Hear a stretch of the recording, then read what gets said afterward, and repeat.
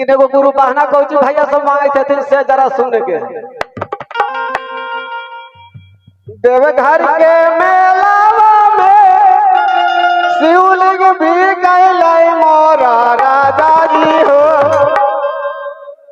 देवघर के मेलावा में शिवलिंग भी गए मोरा राजा जी हो। ले ले आइहा शिवालिंग हमार मोरा।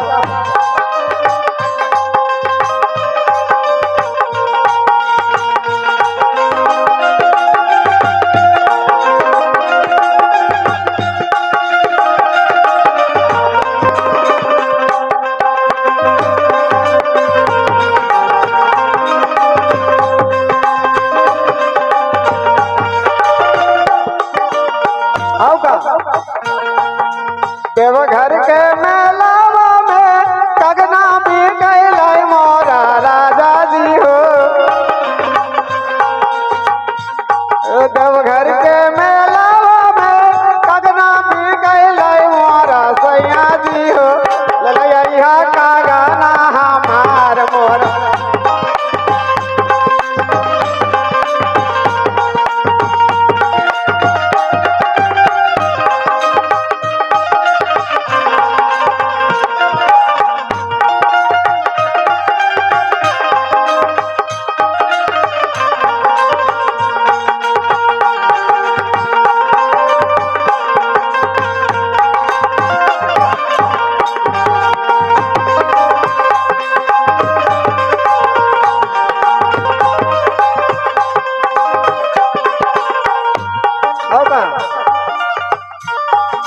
देवघर के मेलावा में मलवा भी गए मोरा कहो।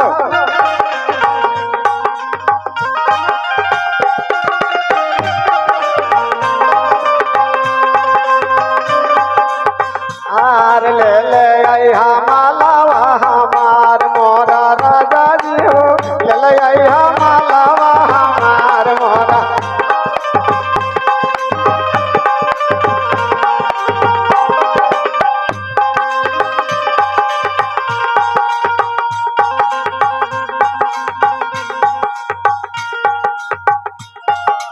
क्या बाबा